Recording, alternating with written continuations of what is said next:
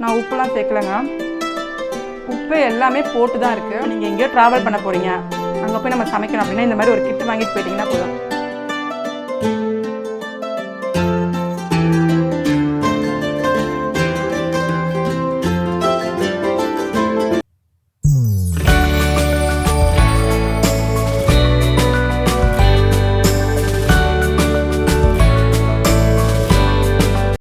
Hi friends, இது உங்கள் சுமிpokkisham. இன்றைக்கி என்னுடைய லஞ்சை வந்து நான் உங்ககிட்ட ஷேர் பண்ணுறேன். நான் இன்றைக்கி என்ன லஞ்ச் பண்ணுறேன்றது தான். காலையில் சிக்கன் வாங்கிட்டு வந்தாச்சுங்க. சிக்கன் வந்து க்ளீன் பண்ணிவிட்டு நான் வந்து சிக்கன் 65க்காக சிக்கனை வந்து நான் மசாலாலாம் சேர்த்துட்டு நான் வந்து ஒரு 1.5 மணி நேரத்துக்கு நல்லா ஊற வச்சுக்க போகிறேன். இந்த சைடு பிரியாணிக்காக தயிரும் கொஞ்சம் போல் மஞ்சத்தூளும் சேர்த்துட்டு நான் அந்த சைடு ஊற வச்சுருக்கேன். இன்றைக்கி நம்ம பார்க்க போகிறது என்னென்னா, இன்ஸ்டண்ட்டான ஒரு பிரியாணி கிட்டை வச்சு நான் செய்ய போகிறேன்.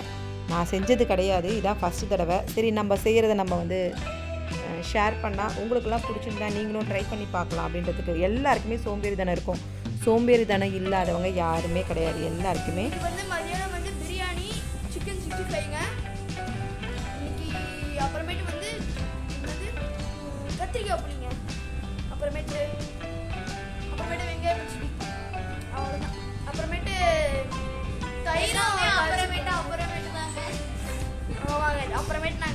அப்புறமேட்டு தயிர் தாளிக்கிறவங்க, அப்புறமேட்டு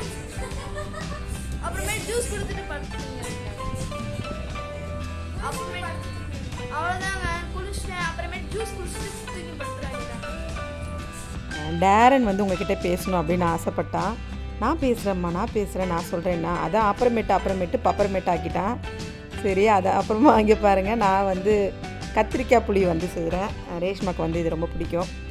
எல்லாமே ப்ராப்பராக வேணும்னாங்க. சரி, அது ரொம்ப ஒன்றும் பெரிய வேலை ஒன்றும் இல்லை, கத்திரிக்காய் தானே, சரி அதையும் செஞ்சுருவோம் அப்படின்றதுக்காக நான் வந்து கத்திரிக்காய் வந்து நீல வாக்கில் நான் வந்து கட் பண்ணிக்கிறேன். ஏற்கனவே நம்ம சேனலில் வந்து நான் வந்து கத்திரிக்காய் புளி எப்படி செய்யணுன்றதை நான் வந்து ஷேர் பண்ணியிருக்கேன், வீடியோ போட்டிருக்கேன். நீங்கள் அதில் வேணால் டீட்டெயிலாக பார்க்கணுன்னா அதில் பார்த்துக்குங்க. தக்காளி விற்கிற விலைக்கு நான் வந்து 2 தக்காளி மட்டும் தான் எடுத்துக்கிறேன். நம்ம வந்து கொஞ்சமாக செய்கிறேன்னா 2 தக்காளி தான் எடுத்துக்கிறேன். நான் அப்படி தாங்க தக்காளி இப்போலாம் 1/2 கிலோ வாங்கி செஞ்சிட்டு இருந்தோங்க. ஏன்னா வாங்கி வச்சா வீணாக போயிடுன்றதுக்காக 1/2 கிலோ தான் நான் வாங்கி வச்சுட்டு வேண்டியதை யூஸ் பண்ணிவிட்டு, ஏன்னா நம்ம 1 கிலோ வாங்கி வைக்கும்போது தக்காளி சரி இருக்க மாட்டுது. அதனால் இப்படி தான் நான் வாங்கி வச்சுருக்கேன். 2 எதுக்கு தேவையோ அதை ரொம்ப பார்த்து யூஸ் பண்ணுறேன். பெரிய தக்காளி இருந்தால் கட் பண்ணி ஒரு கிணத்துல எடுத்து வச்சிடுறாங்க. அப்படி தான் நான் வந்து செஞ்சிட்ருக்கேன். நம்ம வந்து சின்ன ஒரு சைஸ் லெமன் சைஸ் வந்து புளி எடுத்து நான் ஊற வச்சுக்கிறேன். இந்த பிரியாணி கிட் வந்து நான் வாங்கிட்டு வர சொல்லலை. டேரன் அப்பா கடைக்கு போயிருக்கும்போது இந்த பிரியாணி கிட்டை பார்த்தோன்னே அவருக்கு ஏதாவது டிஃப்ரெண்ட்டாக இருந்துச்சுன்னா எடுத்துகிட்டு வந்துடுவார். எப்பவுமே வாங்கிட்டு வந்துடுவார். சரி, அதை ட்ரை பண்ணி பார்க்கலாம் அப்படின்னுவார். அப்படி தான் எடுத்துகிட்டு வந்தார். நான் வேணால் இதை கொடுத்துருங்க, என்ன ஒன்றும் பிரச்சனை இல்லை கொடுத்துடலாம் அப்படின்னாங்க. அப்புறமா ரேஷ்மா டேரன் அதை பார்த்துட்டு, சரி எங்களுக்கு தான் நீங்கள் செஞ்சு கொடுக்க போகிறீங்க, நாங்கள் 2 பேர் தானே, எங்கள் 2 பேருக்கு செஞ்சு தான் கொடுங்களேன், பார்ப்போமே எப்படி தான் இருக்குது, டேஸ்ட் பார்க்கலாம் அப்படின்னு சொல்லிட்டு இருந்தாங்க. அது வாங்கி 1 வாரம் இருக்குங்க. ஆனால் நான் அதை வந்து ரொம்ப வந்து அதை வந்து சமைக்கணும் அப்படின்ற அந்த ஒரு விருப்பமே இல்லாமல் தான் இருந்தது. லீவ் விட்டாங்க பாருங்கள், இப்போ மழை பெய்யறனால லீவ் விட்ட உடனே காலையிலேயே அம்மா இன்றைக்கி பிரியாணி செய்யுங்கன்னா அந்த கிட்டு வச்சு ஆச்சி மசாலா பிரியாணி கிட்டு வச்சு செய்யுங்க நீங்கன்னு சொல்லிட்டு இருந்துச்சுங்க. சரி, என்ன தான் சமைக்கிறதுன்னு யோசிச்சுட்டு இருந்தேன். சரி, ஓகே, நம்ம பிரியாணியை செஞ்சு பார்ப்போமே. நாட்டுக்கோழி வாங்கி செய்யலான்னு கூட நினச்சிட்டு இருந்தோம். ரேஷ்மா அம்மா பிரியாணி கிட்ட நல்லா இல்லாமல் போச்சுன்னா நாட்டுக்கோழி வாங்கி வேஸ்ட்டுமா, நல்லாவே இல்லாமல் போயிடுமா, வேணாம் நம்ம சாதாரணமாக ப்ராய்லர் கோழியே வாங்கி நீங்கள் பிரியாணி செய்யுங்க அப்படின்னு சொன்னாங்க. அந்த ஐடியாவை அவங்க தான் கொடுத்தாங்க.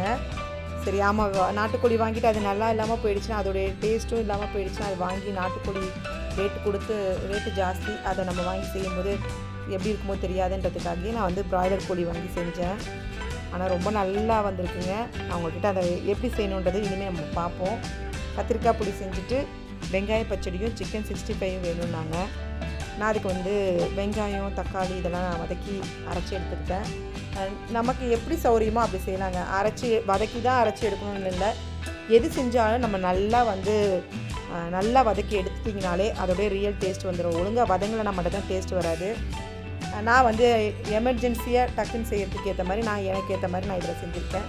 உங்களுக்கு ப்ராப்பராக நீங்கள் பார்க்கணுன்னா நான் வந்து கத்திரிக்காய் பொடி எப்படி செய்யணும் என்னோடய வ்ளாகில் நான் வந்து ஷேர் பண்ணியிருக்கேன். நீங்கள் அதில் பார்த்து கூட நீங்கள் ட்ரை பண்ணி பாருங்கள். எப்பயுமே வந்து சால்னா தான் சாப்பிடுவோம். சால்னாக்கு பதிலாக இந்த மாதிரி நம்ம கத்திரிக்காயில் செஞ்சுக்கும்போது தயிர் சாத்து கூட ரொம்ப நல்லாயிருக்கும். இந்த மழை காலத்தில் நான் வந்து இப்போ பழைய சாதம் மீந்துச்சுன்னா அதை வந்து தண்ணி ஊற்றி வைக்கிறது இல்லைங்க. நான் அதை அப்படியே எடுத்து ஃப்ரிட்ஜில் எடுத்து வச்சுறது. அடுத்த நாள் அதை வந்து சுட தண்ணி ஊற்றி நம்ம சாதம் எப்படி வேக விடுவோமோ அதே மாதிரி நல்லா கொலையை வேக வச்சுட்டு அதில் வந்து இஞ்சி, பச்சை மிளகா, கடுகெல்லாம் தாளித்து கருவேப்பிலெல்லாம் சேர்த்துட்டு தாளித்து தயிர் ஊற்றி அந்த மாதிரி நான் வந்து கொலையை எடுத்துகிட்டு அப்படி சாப்பிட்றது. நீங்களும் ட்ரை பண்ணுங்கள். பழைய சாதம் இந்த கிளைமேட்டுக்கு சாப்பிடாமல் அதை வந்து எடுத்து வச்சுட்டு தயிர் சாதமாக கூட நம்ம தாளிச்சிட்டு சூடாக சாப்பிட்லாம். திருப்பி நம்ம சாதம் எப்படி வேக வைப்போமோ அதே மாதிரி வேக வச்சு எடுத்து கூட நம்ம சாப்பிட்லாம். அந்த மாதிரி எனக்கு பழைய சாதம் இருந்துச்சு, அதையும் நான் வந்து தயிர் சாதம் ரெடி பண்ணிக்கிட்டு இந்த கத்திரிக்காய் புளியோடு இந்த தயிர் சாதம்லாம் சாப்பிட்டிங்கன்னா ரொம்ப சூப்பராக இருக்குங்க. இப்போ பாருங்கள், நம்ம பிரியாணி கிட்டுக்கு வந்து நான் பிரியாணிக்கு அவங்க வந்து 50 கிராம் எண்ணெய் சேர்த்துக்க சொன்னாங்க. நான் வந்து 50 கிராம்ன்றது நம்ம ரைஸ்க்கு ஏற்ற மாதிரி நான் சேர்த்துருக்கேன். இதாக பாருங்கள், இந்த கிட்டு ஒரு பாக்ஸ்க்குள்ளே நமக்கு வந்து மசாலாவும் அந்த ஸ்பைசஸும் சேர்த்து தராங்க. 50 ரூபாங்க. அந்த டப்பா வந்து 50 ரூபா. அது வந்து 167 கிராம். அதில் எண்ணெய் ஊற்ற சொல்லியிருக்க அளவுக்கு நான் ஊற்றிருக்கேன் அப்படின்ற இல்லைங்க. நீங்கள் அந்த அளவு நீங்கள் ரைஸ் எடுத்திங்கன்னா அந்த மாதிரி சேர்த்துக்கலாம். நான் வந்து கொஞ்சம் எக்ஸ்ட்ரா தான் எண்ணெயும் கீயும் சேர்த்துருக்கேன். அதுலேயே பாருங்கள், மசாலா பாக்கெட் கொடுத்துருக்காங்க. அதில் நல்லா வதக்கி அது எண்ணெயோடு தான் இருக்குது. அதுலேயே வந்து ஸ்பைசஸ் பாக்கெட் கொடுத்துருக்காங்க. அதில் வந்து பட்டை, கிராம்பு, அப்புறம் பிரிஞ்சி இலை இருக்குது. கிராம்பு இல்லை, அதில் கிராம்பு வந்து நமக்கு பிரியாணி மசாலாலேயே இருக்குது. அன்னாச்சி பூ, அப்புறம் ஜீரகம், இதெல்லாம் அதில் கலந்துருக்கு. நான் வேறு எதுவுமே சேர்க்கலைங்க. அந்த மசாலாவில் அந்த பாக்கெட்டில் கொடுத்துருந்த மசாலாவும் இதுவும் மட்டும் தான். நான் 2 சின்ன சைஸ் வெங்காயமும் 2 பச்சை மிளகாவும் ஒரு கைப்பிடி புதினா கொத்தமல்லி நான் சேர்த்துக்கிட்டேன். எனக்கு என்னமோ ஃப்ளேவர் இல்லாமல் போயிடுமோ அப்படின்றதுக்காக நான் சேர்த்தேன். ஆனால் அது இல்லை, எல்லாமே கலந்துருக்கு. நான் அதில் கலந்த பிறகு தான் எனக்கு அதோடய ஸ்மெல் தெரிஞ்சிச்சு. இப்போ நம்ம கட் பண்ணிவிட்டு இந்த மசாலாவை சேர்த்துக்க வேண்டியதாங்க. இஞ்சி பூண்டு பேஸ்ட்டு எதுவுமே நான் சேர்க்கலை. சரி, நான் எதுவுமே டேஸ்ட்டு நான் பார்க்காம தான் சரி ஃபஸ்ட்டு சேர்த்துப்போம், அது எப்படி இருக்குதுன்னு பார்ப்போம். தண்ணிலாம் சேர்த்த பிறகு உப்பு காரம்லாம் இருக்குதான்னு பார்த்துக்கலான்றதுக்காக நான் அந்த பாக்கெட்டில் எப்படி இருக்குன்னு நான் டேஸ்ட்டே பார்க்கல. அதை வந்து நான் அப்படியே சேர்த்துக்கிட்டேங்க. இப்போ நம்ம வந்து நல்லா வதக்கிக்கலாம். உங்களுக்கு தெரியும் உங்களோட ரைஸ் எந்த அளவு நீங்கள் எடுத்து வச்சுருக்கீங்களோ அந்த அளவு நீங்கள் சேர்த்துக்கலாம். ஆனால் இந்த மசாலாவுக்கு 2 கிலோ வரைக்கும் செய்யலான்றாங்க. அது எனக்கு சரியாக தெரியல, 2 கிலோன்னு போட்டிருக்காங்க. ஆனால் அவங்க சொல்லியிருக்கிறது 500 கிராம் 1/2 கிலோ ரைஸுக்கு தான் சொல்லியிருக்காங்க. இப்போ நான் வந்து அந்த மசாலா சேர்த்த பிறகு அதோட சிக்கனையும் சேர்த்துக்கிறேங்க. ஏன்னா நம்ம சிக்கன் அந்த மசாலாவோடு நல்லா வந்து சேர்ந்து கலந்து நல்லா வெந்து வரும்போது அந்த மசாலாவோட டேஸ்ட்டும் நம்ம சிக்கனில் சேரும். சிக்கனும் வந்து நல்லா கொஞ்சம் தண்ணி விட்டு நல்லா வதங்கி வரணும் இல்லைங்க. இப்போ பாருங்கள், நல்லா வந்து தண்ணி விட்டு நல்லா வதங்கி வருது. நம்ம மூடி வச்சிடலாம் கொஞ்சம். அப்போ நம்ம சிக்கன் வந்து கொஞ்சம் நல்லா குக் ஆகும். இப்போ குக் ஆகிடுச்சு. நான் வந்து தண்ணி சுட வச்சுருந்தேன், அதை நான் வந்து சேர்த்துக்கிட்டேன். நான் எவ்வளோ வந்து ரைஸ் எடுத்து வச்சுருக்கேனோ அந்த அளவுக்கு நான் வந்து தண்ணி சேர்த்துக்கிட்டேன். கொதிக்க வச்ச தண்ணி தாங்க நான் சேர்த்துருக்கேன். இப்போ உப்பு எதுவுமே நான் டேஸ்ட் பார்க்கலங்க, எல்லாமே அதில் போட்டிருந்தது. உப்பு எல்லாமே அதுலேயே இருக்குது. நான் பாஸ்மதி ரைஸ் தான் சேர்த்துக்கிறேன். நான் ஒரு தடவைக்கு 2 தடவை டேஸ்ட் பார்த்தேங்க, எப்படி இருக்குன்னு பார்க்கலாம் அப்படின்ட்டு. எல்லாமே கரெக்டாக இருக்குது. அதனால் மூடி வச்சுட்டு கொதி வந்த பிறகு நான் வந்து பாஸ்மதி ரைஸ் சேர்த்துக்கிட்டேன். நீங்கள் உங்களுக்கு பிடிச்சிருந்தா ஜீரக சம்பா ரைஸ் கூட சேர்த்துக்கலாம். நீங்கள் அதுலேயே ஏற்கனவே ஆயில் இருக்கிறனால நம்ம சேர்த்துருக்க ஆயில் தான், எந்த ஒரு பொடியும் நான் சேர்க்கவே இல்லைங்க. அதில் என்ன கொடுத்துருந்தாங்களோ அதை மட்டும்தான் சேர்த்துருக்கேன். அதோட கலர் பாருங்கள், ஒரு மாதிரி லைட் க்ரீன். பிரியாணியே வந்து நல்ல வாசனை வந்துச்சு. நானே என்னடா வாசனை நல்லா இருக்குது, ரேஷ்மா அம்மா நல்லா தான் வாசனை வருதுன்னு சொன்னால் எனக்கு ரொம்ப பிடிச்சிருந்தது. இந்த சைட் சிக்கன் 65யும் வந்து ஃப்ரை பண்ணி எடுத்துக்கிறேன். இப்போ வந்து கொதி வந்துருச்சு. நான் வந்து தம் போட்டு வச்சிடலாம் அப்படின்றதுக்காக மூடி வச்சுட்டேங்க. நான் அது ஒரு சைடு ரெடி ஆகிட்டேன். ஏன்னா பாஸ்மதி ரைஸ்ன்னும் போது நான் ரொம்ப நேரம் நான் ஊற வச்சிட்டேன். ஒரு 1/2 மணி நேரத்துக்கிட்ட என்னோடய ரைஸ் நான் ஊற வச்சுருந்தேன். ரைஸுக்கு ஏற்ற மாதிரி நீங்கள் ஊற வச்சுக்கோங்க. எனக்கு ரைஸ் உடையாது, அதனால் நான் 1/2 மணி நேரத்துக்கு ஊற வச்சுருந்தேன்.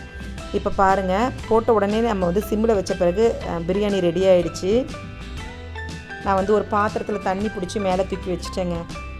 சிம்மில் வச்சுட்டு மேலே மட்டும் 2 ஸ்பூனுக்கு கீ சேர்த்துட்டு திருப்பி மூடி வச்சிடுறேன். நம்ம எடுத்த உடனே நம்ம ஓப்பன் பண்ண உடனே சாப்பிட்றத விட ஒரு 10 நிமிஷம் நம்ம அப்படியே நெய் சேர்த்துட்டு நம்ம மூடி வச்சுட்டாலே நம்ம பிரியாணி ரொம்ப சூப்பராக இருக்கும். இப்போ பாருங்கள், இங்கே சிக்கன் 65யும் நான் வந்து ஃப்ரை பண்ணி எடுத்து வச்சுருக்கேன். இப்போ நீங்கள் வந்து பிரியாணி செய்யணும், நம்ம போய் தக்காளி வெங்காயம் இதெல்லாம் இருந்தால் தானே நம்ம பிரியாணி செய்ய முடியும் அப்படின்னு யோசிப்போம். பட்டைக்கிராம்பு இல்லையே, அது இல்லையே அப்படின்னு நம்ம யோசிப்போம். தயிர் வேணும், அது வேணும், எல்லாமே யோசிப்போம். அதெல்லாம் எதுவுமே இல்லைங்க.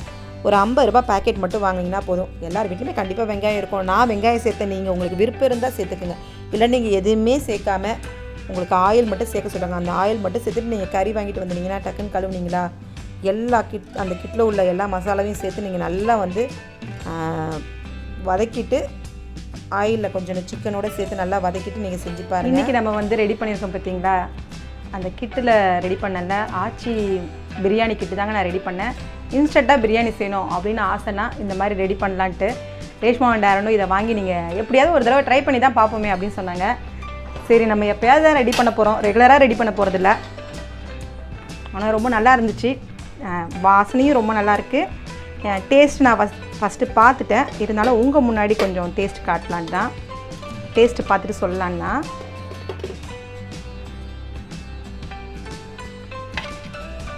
நம்ம எதுவுமே இதில் சேர்க்கலங்க. நான் ஆயில் மட்டும் நான் சேர்த்துருக்கேன், ஆயிலும் கீயும் நான் எனக்கு தேவையான அளவு சேர்த்துருக்கேன். அதில் 50 கிராம் சேர்க்க சொல்லியிருக்காங்க. நான் வந்து ரைஸ் கொஞ்சம் கூட எடுத்துருக்கனால உங்களுக்கே தெரியும் அளவு எந்த அளவுக்கு நம்ம வந்து எல்லாமே சேர்ப்போம் அப்படின்றதுக்காக. வெங்காயம் தக்காளிலாம் எதுவுமே சேர்க்க தேவையில்லை. நான் வந்து வெங்காயம் மட்டும் ஒரு 2 வெங்காயம், சின்ன வெங்காயம் தான் கட் பண்ணி, ஒரு 2 பச்சை மிளகா, சின்ன பச்சை மிளகாவும் தான் கட் பண்ணி வச்சு. இப்போ நான் வந்து சிக்கன் 65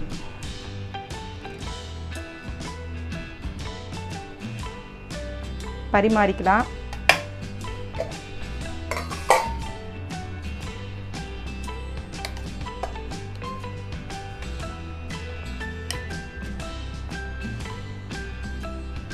கத்திரிக்காய் பொடி செஞ்சுருக்கேங்க.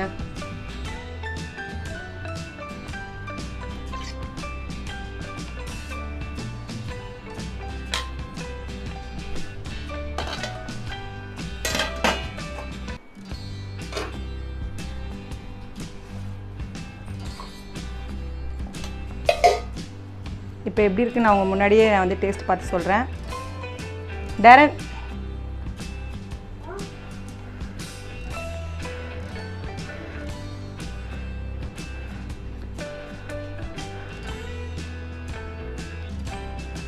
நான் வந்து பாஸ்மதி ரைஸ் சேர்த்துருக்கேன், நீங்கள் ஜீரக சம்பா கூட சேர்த்துக்கலாம். சூப்பராக இருக்குங்க, இந்த வாங்கி நீங்கள் செஞ்சு பாருங்கள், சூப்பராக இருக்கும். இருங்க நானும் எப்படி இருக்குன்னு சொல்கிறேன்.